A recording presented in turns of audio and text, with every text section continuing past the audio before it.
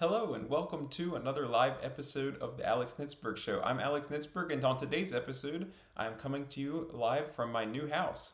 You can see the background here is not a green screen, but yeah, I'm coming to you from my new house. So this is the first episode I'm filming from here. But today I'm going to be talking about a little bit about the state of the presidential election on the GOP side, specifically, as you can see in the thumbnail and in my title there, that Florida Senator Rick Scott, former governor, has endorsed Donald Trump for president. And also Ben Carson has endorsed Donald Trump for president. And also I'm going to show you a video, some clips from a video that Israeli Prime Minister Benjamin Netanyahu, where he was speaking and stuff. So I'm going to show you some clips from that. So thank you for joining me for this episode. Don't forget to give it a thumbs up if you've been enjoying the shows, and follow me on YouTube and also X, the platform previously known as Twitter. So let me switch over here, and eventually the background situation on these videos will get better. But for today, you've got me in front of a window here. So, like I said, don't forget to give a thumbs up if you've been enjoying these. So first of all, Ben Carson, he ran for president. He ended up, serving as Trump's HUD Secretary, Housing and Urban Development Secretary, and he has now come out and endorsed Trump for president. You can see here this tweet from Ben and Candy Carson. It says, "Our nation is in desperate need of strong leadership, a president who fights for the American people, our freedoms, our safety, and our future. Donald J. Trump is that leader, and I'm proud to give him my full endorsement for president of the United States today. Join me in this fight to make America great again." Here's a video clip of him also. And as I stand here today, I want to offer my most confident and full endorsement of Donald J. Trump, because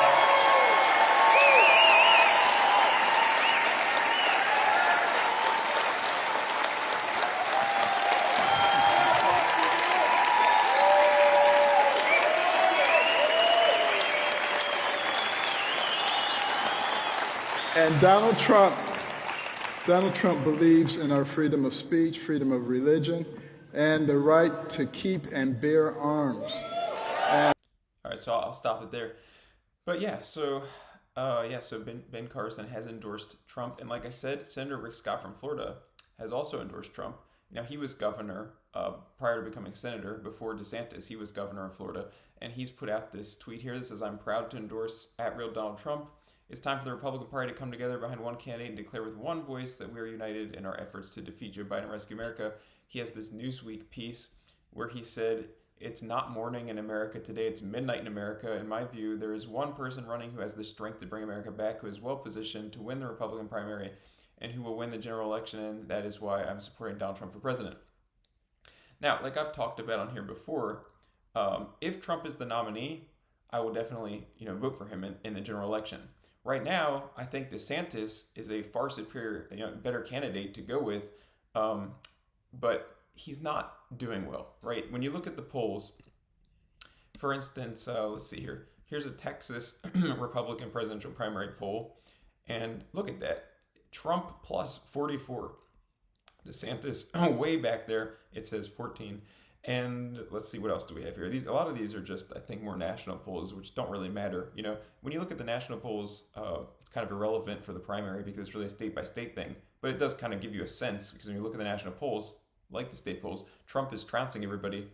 Actually, maybe worse than the national polls even. But let's see here.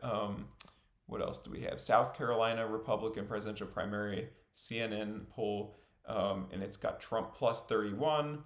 Interestingly, in this one, Nikki Haley is actually in second place with DeSantis way behind in third. We have the Pennsylvania Republican presidential primary, and this has Trump plus 41, DeSantis way in the back with 14, Haley 9. So as you can see here, do we have Iowa somewhere in here? There's Texas. One of these has got to be Iowa. There it is, Iowa. Trump plus 27. So even in the polls where Trump's like, maybe, I guess you could say, doing the worst, if you want to call it that, like, he's only plus 27. I mean, he's creaming everybody.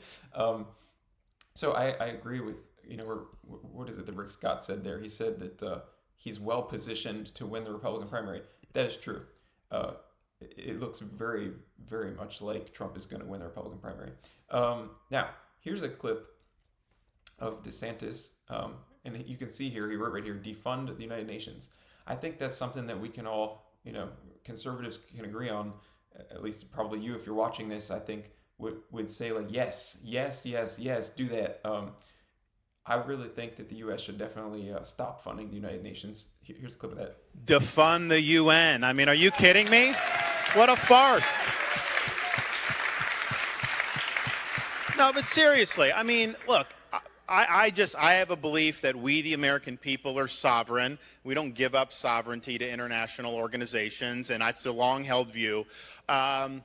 Your participation in something like the UN, if it's short of giving up sovereignty, you still have to ask the question of what's it actually doing? The UN is basically a hotbed for anti-Semitism, anti-Israel. It's some of the worst elements in the world to get together. They couldn't even bring... So I'm going to stop it there. But yeah, I mean, let me know in the comments below. I think you all probably also want to defund the UN. Like, yes, like, why in the world would you want your money going to the UN? And so if you don't, you disagree and you think we should be funding the UN, you can leave a comment about that too. But yeah, I think most conservatives would like to do that. So that is a good plan. Here is Mike Lee, senator from Utah. He said we need to defund the UN, which has become hostile to so many things Americans hold dear, including Israel. Defunding the UN would, moreover, be an especially fitting way to offset the cost of U.S. aid to Israel. That's a whole other can of worms, whether the U.S. should be providing aid to Israel, aid to Ukraine, aid to all these places. When we have plus 30 something trillion dollars of debt. But yeah, defunding the UN definitely seems like a good way to cut some spending. Okay, and like I said, I'm going to show you some stuff here from this video from Israeli Prime Minister Benjamin Netanyahu. As you know, earlier in October, it's November now. I should say in early October, they had that heinous, Hamas terror attack, and now, of course, they're at war, and there's some people are calling for a ceasefire and all that stuff. But I want to play you this clip of Netanyahu talking about some of the heinous things that were perpetrated against the Israelis during that attack, and just also the attitude where people were talking about ceasefire and all that stuff. So let me show you some clips of what he said here. Hamas launched this war by perpetrating the worst savagery our people have seen since the Holocaust. Hamas murdered children in front of their parents, murdered parents in front of their children. They burned people alive. They raped women. They beheaded men. They tortured Holocaust survivors. They kidnapped babies. They committed the most horrific crimes imaginable. And they're part of the axis of evil that Iran has formed, an axis of terror that works by arming, training, and financing Hamas in Gaza, Hezbollah in Lebanon, the Houthis in Yemen, and other terror proxies throughout the Middle East and beyond the Middle East. In fighting Hamas and the Iranian axis of terror, Israel is fighting the enemies of civilization itself. So I'll pause that and go over here. But yeah, so people are talking about a ceasefire and all that sort of thing, and he's going to say that over here. Would the United States have agreed to a ceasefire after 9/11? Like, they just had this horrific, heinous attacks perpetrated against them, and they need to respond. They need to defend themselves, and they need to eradicate the threat. Let me show you another clip here. Just as the United States would not agree to a ceasefire after the bombing of Pearl Harbor or after the terrorist attack of 9/11, Israel will not agree to a cessation of hostilities with Hamas after the horrific attacks of October 7th. Calls for a ceasefire are calls for Israel to surrender to Hamas, to surrender to terrorism, to surrender to barbarism.